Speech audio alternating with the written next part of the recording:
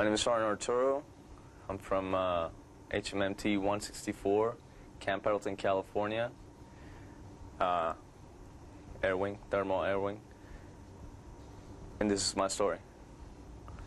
About the summer of 2004, I decided I would purchase a bike. I didn't immediately go out and purchase one. I'm sure my story can relate to a lot of young Marines and sailors. I did my research. You know, I talked to a few of the riders, experienced riders, and I asked, what should I get? I didn't even bother concerning myself with any safety issues, PPE, any of that. I just wanted to know what was best. What was the best bike to start with? And pretty much the consensus was that I should start with something small so that I can move up. So a buddy of mine who I worked with was selling a CBR 600 F4i, and it was a pretty good price, pretty cheap. So I bought it. I jumped on it. And this is about 2 days after I made my decision on buying a motorcycle. Bought the bike, gave the guy the check. I bought the bike. I had somebody else ride it home for me, off base. Had no training prior to it. Never rode a bike. Didn't know the concept, the basis, the theory of operation of a bike, and much less the safety measures I needed on a bike. All I knew was that I shouldn't underestimate such a piece of machinery. Anyways, it took me 15 minutes to learn how to ride the bike, and that was on around the block around my house, and it was from my buddy who'd been riding for a few years. And 15 minutes, I was up and moving around the block. You know, no insurance, no license, no helmet. And after about 2 months of riding, finally got my learner's permit, got my insurance, and on my learner's permit, I knew I wasn't supposed to drive on highways, but I did it anyway. You know, I went and rode with my buddies. And about 3 weeks after getting my learner's permit, I get pulled over on a highway, and that was my first incident on a motorcycle. And he decided to tow my motorcycle away, and I was left stranded on the middle of the highway. Gives me a ticket, tows my bike away. Cool, I can deal with it. I can at least get my bike back. Cops give me back my bike, and I ride it home.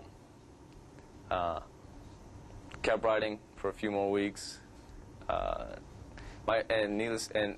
this is all under the radar. My command never knew anything. They didn't know I owned a bike. They didn't know I was trying to get licensed for a bike. All they knew was that I was thinking about buying a bike, and that was it. Even the staff NCOs encouraged me to buy a bike, 'cause, you know, it's the group thing to do with other motorcycle riders. And needless to say, yeah, I never got any real good direction or good leadership, quote unquote, from my senior enlisted members. So, you know, I did what most Marines do nowadays. Is, you know, they go buy a bike. They ride it off base because they can't ride it on base. You know, I did everything improperly, no PPE.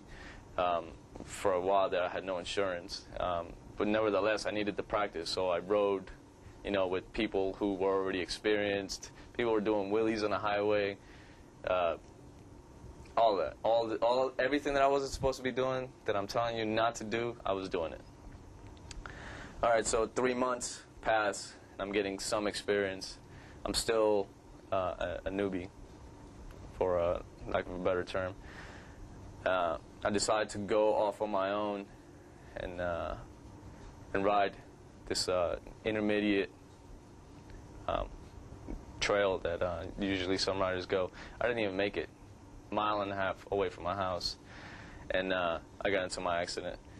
And it's the typical accident the most inexperienced riders commit. You know, I was taking a turn. I was going about 65. I saw the turn coming, felt confident about it, didn't think twice about any oncoming traffic or the car that was in front of me, for that fact.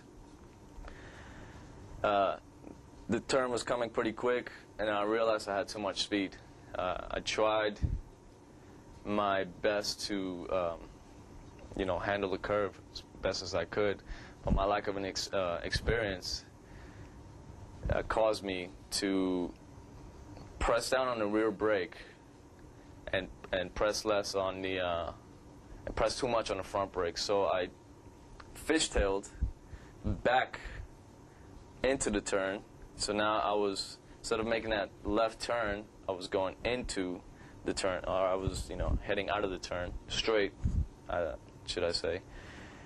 And I blanked out. I didn't know what to do. So the best thing I thought I should do was, dump the bike, and I did. The bike slid, tumbled. As I was sliding, my left knee somehow vaulted me over the air, and I started tumbling. Somehow I ended up in front of the bike. I slid for about 30, 35 feet, hit a boulder about 20 miles per hour, took the breath out of me, and the bike was still heading towards me. Luckily, the bike took all the impact, and it lost its momentum, and it stopped a few feet short of me. I looked around. There was nobody around.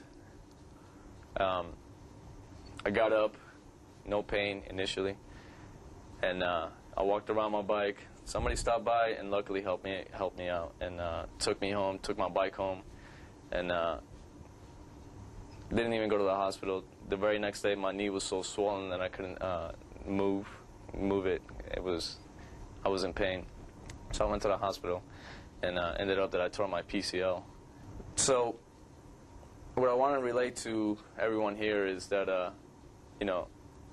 understand why we do the things that we do. We want to ride a bike. We go out and purchase it.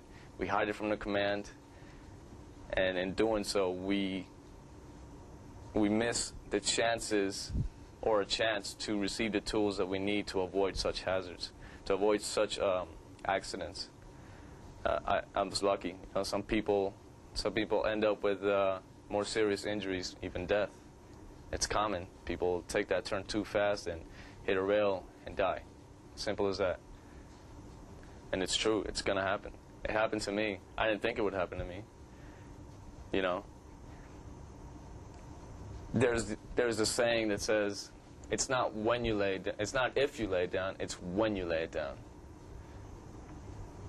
My advice is to take these tools that are out there and absorb and use all these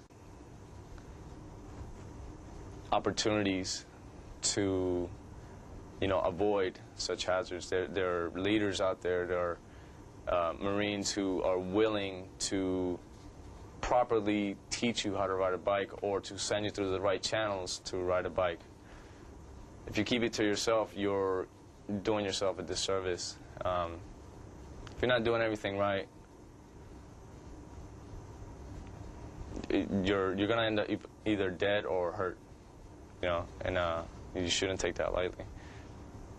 You shouldn't also be going out there with the mentality that it's not going to happen to you, because it will. Eventually it will, and it may not be your fault at all. Listen to people who have survived their stories, for sure, and listen to take these tools and take these lessons learned to heart. My name is Arturo, and this is my story.